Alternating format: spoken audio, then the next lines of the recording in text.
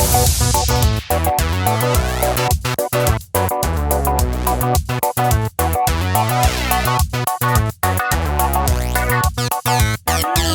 to Alyssa Jean's Star Wars reviews. This is my first one of those. This is my review for Star Wars The Bad Batch, Season 1. I will review the full season, and I will start off spoiler-free, so the first couple minutes or so will be spoiler-free, just in case you stumbled upon this and you haven't actually watched it yet. I'm going to give my spoiler-free thoughts first, and then I will give you ample warning when I get into the spoiler section, so don't worry about that. So let me just jump right into it right now. So I want to start by talking about my feelings on it when I first heard about it. So I binge-watched the Clone Wars for the first time ever. I'd never seen it. I think I started at the end of 2020 and it spilled into 2021. And so it was early 2021 by the time I got to Season 7 and got to the story arc with The Bad Batch. And at that point, I had heard about The Bad Batch television show that was coming on in May. I knew it was coming May the 4th, and so when I'm watching them on the Clone Wars, I was like, oh, so this is basically a backdoor pilot for their new show, like Gene Roddenberry with his Assignment Earth episode in Star Trek, which was a show that never even got picked up to begin with. But so I was like, yeah, not super excited about it. I thought that they were kind of like maybe a Suicide Squad ripoff type of thing, but in the Star Wars universe, and more, more for kids, not as, out there as the Suicide Squad. But, they had the one guy who had the perfect shooting range, who was dead on shooter or whatever, and it reminded me of Deadshot from Suicide Squad, and the one guy is the hunter, and he's good at tracking, and they all have their different skills, and Tech has his own. It was all very cliche, and they were all two-dimensional, and I wasn't psyched about it at all, and I thought I wouldn't even bother watching the show. But I had assumed that the show would take place concurrently with the Clone Wars, which I had zero interest in. Then I heard that it was actually going to take place right after Episode 3, and we were going to see the beginning of the rise of the Empire. And that fascinated me because we haven't seen that on screen at all. I don't know about the comics or video games or any of that crap. I don't follow any of that crap. I'm talking about what we actually see on screen and film and cartoons. We hadn't seen it, so I was more intrigued when I heard that. So I went ahead and watched the show just strictly because of that. And as far as that setting goes, I absolutely loved that aspect of it. I think they did it really well. I expected that they would start to show the transition between the clone troopers into the stormtroopers, and they did in fact do that. And I like how it wasn't immediate. They kind of took their time with it through the course of a season. And I expected we would see the inklings, the beginnings, very, very beginnings of the rebellion. But I would have been upset if we just jump headfirst into the rebellion, because that would be ridiculous. And they didn't do that. But we did get to see kind of the seedlings of the rebellion. So all of that was great. I loved seeing this time period. But then we get the bonus of developing the characters. These characters who I thought were just these two-dimensional kind of Suicide Squad ripoff type of thing within the Star Wars universe started to develop into multi-dimensional characters. Some more than others, like the leader of the group, Hunter, definitely becomes a more multi-dimensional character than, say, Echo, who's still kind of, for all intents and purposes, kind of a background guy, honestly. And then we are introduced to a new character, Omega, who is a child clone. And there's a lot of mystery around her. And even after the first season, we still don't know her full story. I think we're going to learn more about her in coming seasons. But then there's this dynamic between Hunter and Omega, which very much is a reluctant mentor type of relationship. But now there have been a lot of comparisons to the Mandalorian with Mando and Grogu, and I can see those comparisons, although I do see that this is a very different type of relationship. For one thing, Omega can talk. I think that makes a huge difference. And I just think the dynamics are very, very different there. I mean, it's similar, but it is unique in its own right. So all of that was good. So it ended up being much better than I ever expected it to be. And I appreciated that they did not feel the need to resort to cheap cameos from characters from the original trilogy. We do get a lot of cameos from characters from the other animated series, and even one from The Mandalorian. We get Fennec Shan, the bounty hunter, who will also be in the Book of Boba Fett. She makes a cameo. We get cameos from Rebels as well, and obviously the Clone Wars. But no, like C-3PO and R2-D2 and Chewbacca. Those are like the go-to because they, I guess Chewbacca, Wookiees, they live for a long time, and R2-D2 and C-3PO are droids, so you can stick them into any any series and give them cameos. Like none of those. I was thankful. Let's move away from that a little bit. But I did really enjoy the cameos from the other animated series that we did get. I enjoyed those quite a lot. Now, the downside of this show is, I would say, is I still think that 16 episodes is too long for a series these days. Almost every series I ever watch is between 6 and 10 episodes.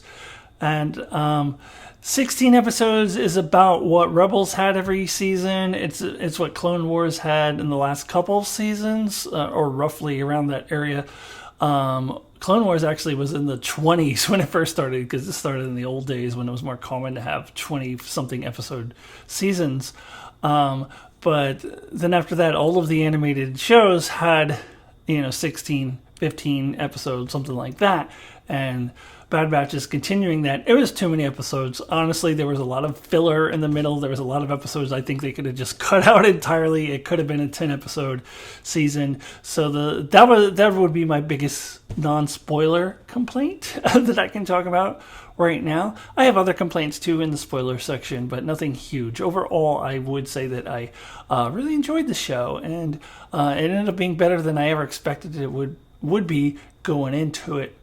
So I would recommend checking it out, and check out the Clone Wars and Rebels if you haven't already. Rebels season 1 sucked, but it gets better as it goes. And I'm hoping that this show's Bad Batch also gets better as it goes as well. I think there's a lot of room for improvement. Anyway, I think those are all the spoiler-free thoughts that I have. I want to now dive headfirst into spoilers. So be warned, spoiler warning. We are getting into spoiler territory right now. Okay, we are now going to dive headfirst into the spoiler section, so hopefully you have seen all the way through the end of the 16 episodes in Bad Batch Season 1. So I'm going to mostly talk about the beginning and end of the season, since that's where I have the most to talk about. I mean, as I just alluded to, the middle of it is just kind of a lot of filler, and I will touch on some of that stuff a little bit, but I don't have a lot to say about it. I mean, I'm not saying anything is bad. Like, there's nothing in there that I think is as bad as, for example, the Jar Jar Binks episode in the first season of Clone Wars. Something like that. Just bloody awful and just painful to sit through. But just a lot of just Adventures of the Week. Like, do we need to see this kind of thing? So I will focus primarily on the beginning and the end. And so I absolutely loved the premiere. I think it was a very strong start. Probably the strongest start of any Star Wars television series, I would say, for sure. Oh, actually, without question, I love how they just jump right into Order 66. They get right into the action, and we're getting right into the Empire takeover immediately. No messing around. And I loved the Caitlin Jarrus, or Caleb Doom as he is called at that time, cameo appearance. Yeah, I know the voice was too deep. And there was a lot of commentary about that when that episode aired. I know, but I don't care.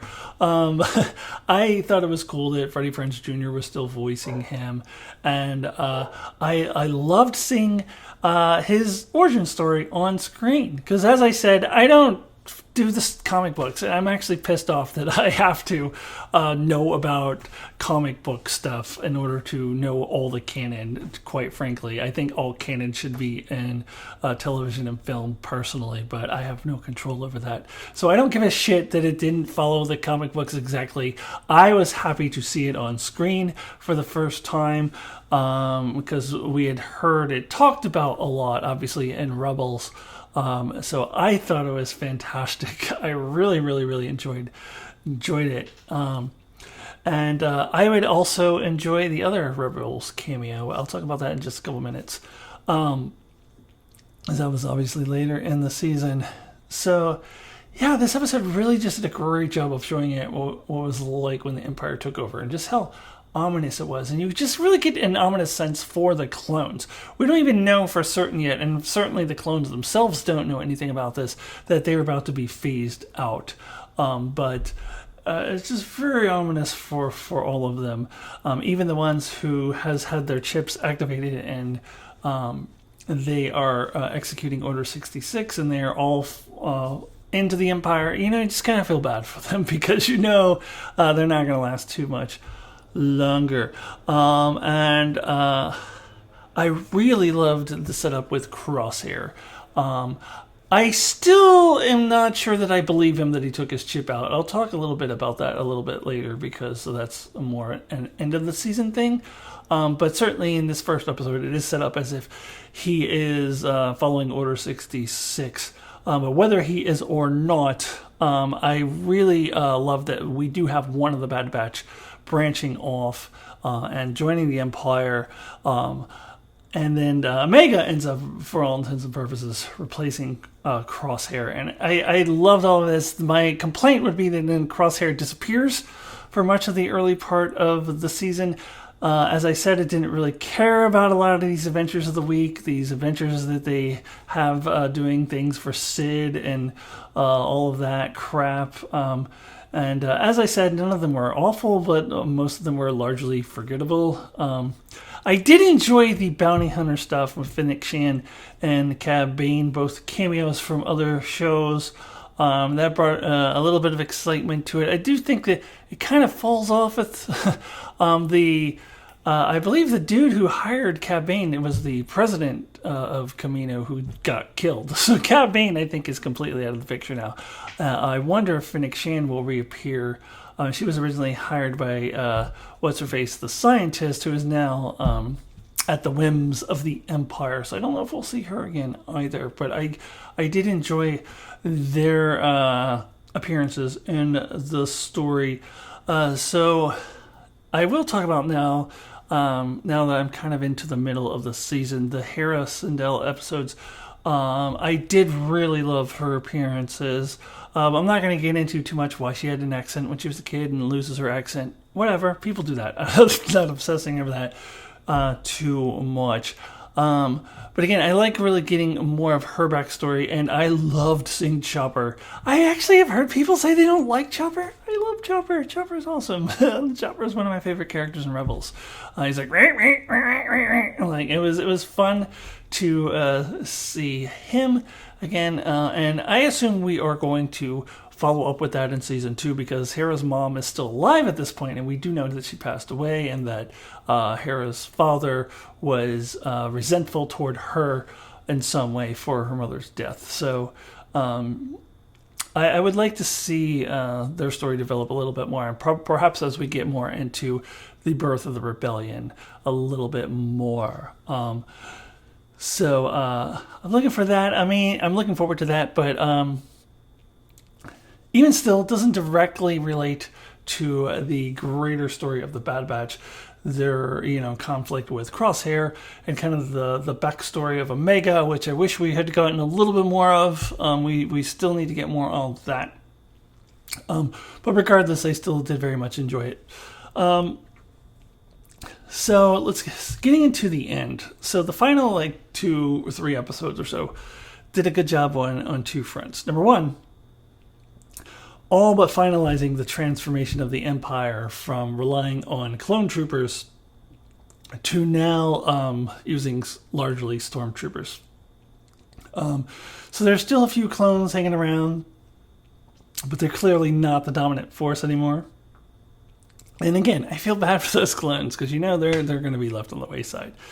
They killed a bunch of Jedi, but they couldn't help it. It was their chip. I like that they haven't totally gotten rid of clones yet, just because it would seem too quick, which I kind of alluded to at the beginning of this video. I like that it's been a gradual process. It just makes it feel more organic, makes it feel more realistic. But at the same time, I think I need to see some progress on that front. So that's good. We did see some progress there. So, 2, the other thing that they did a very good job of is the conflict between the Batch and Crosshair, because it really needed to be addressed. It was just completely dropped for episodes at a time. So it was good to get back into that. Again, that's why I think it could have been 10 episodes, because it was just too long of a time between Crosshair episodes and between episodes where Crosshair mattered. So it really should have been a 10-episode season. But I digress. So those things were good. I love, especially the finale. I love how they're working it out with Crosshair.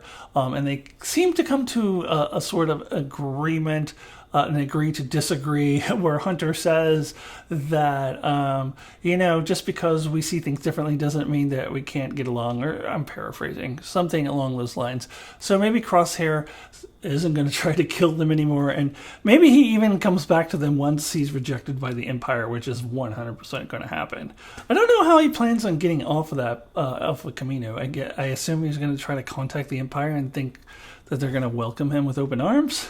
He's going to be disappointed. So, very curious to see how that plot advances moving forward. Oh, and while I'm on it, I do want to address his chip being taken out, because when was that taken out? Because at the beginning, the first or second episode, they show the Empire working on his chip and enhancing it to make him fully in their grasp. So I don't understand when he took his chip out. I wonder if he really didn't, and he's so far gone, so brainwashed, that he actually believes that he did. So I don't know. I hope we get some more clarity on that in season 2. Okay, so I kind of want to talk about what I was disappointed in with the finale, because I enjoyed the penultimate episode a lot more. I thought they were setting up for something huge in the finale, and the way that the powers that be at the show were talking about it, it sounded like, oh, this is going to be huge, it's going to be exciting, it's going to be big. So I thought that they would just yada yada their way off the Camino. I don't care how they get off. Just some way that we have to suspend disbelief, and it's a little bit of a miracle, whatever. I don't care. I just thought that they would get off of Camino and go do something more interesting. The fact that the entire finale is dedicated to them escaping Camino, it was disappointing. As I said, I did enjoy them kind of working out their problems with Crosshair. I think that was good, but they could have done that in a different setting. It just felt like it was disappointing that the whole episode was just them trying to get off Camino. Really? Just get them off Camino and to go do something else more interesting. And then the ending scene, which was, I guess, supposed to be, dun dun dun, we're taking this clone scientist from Camino to this secret place, and we've got lots of work for you to do, and that was underwhelming. Very underwhelming. Although I am curious to see what they do with her. A lot of talk, a lot of chatter out there about these are the early, if not probably not Snoke clones, but Palpatine cloning himself. So really setting up for explaining why Palpatine was still alive in Episode 9, because that made no sense. It appears that he was indeed a clone, and who knows how many Palpatine clones there were. And this also seems to be tying into The Mandalorian and the experiments that they wanted to use Grogu for, so Force-sensitive clones. There was also a lot of theories that Omega was already a Force-sensitive clone. I'm kind of leaning more away from that, but I do want to get more of Omega's backstory. So I am interested in all of this, where they're going with it. I just didn't think that ending it like this, it was some big scene, it was underwhelming, to be honest with you. But I am really, really looking forward to season 2. And as I mentioned earlier, there's room for improvement. And the first seasons of all of the shows, including The Mandalorian, were the worst seasons for all of them. And so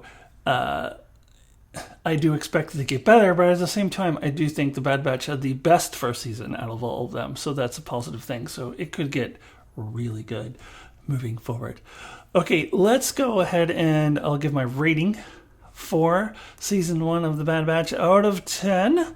So 1 is the lowest possible score, 10 is the highest possible score. So out of 10, I'm going to give Bad Batch season 1 an 8. Pretty solid, pretty good. So 8 is not bad. I overall very much enjoyed it. It obviously was a lot better than I ever thought it was going to be when I first heard about it. Loved the character development, loved the setting and the time period and what they did with that. It was all wonderful.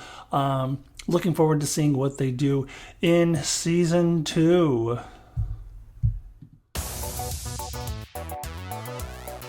Hey, thanks for joining me for my review for Bad Batch Season 1. If you're into Star Wars stuff, check my channel out next week, August 27th, when I will be dropping 3 different Star Wars countdowns. So I will be ranking my favorite Jedi, my favorite droids, and my favorite villains in the Star Wars universe. So check that out. And if you're into Star Trek, got plenty of stuff on that. Got original series, Next Generation, Deep Space Nine, favorite and least favorite list, and I will be covering Star Trek Lower Decks weekly.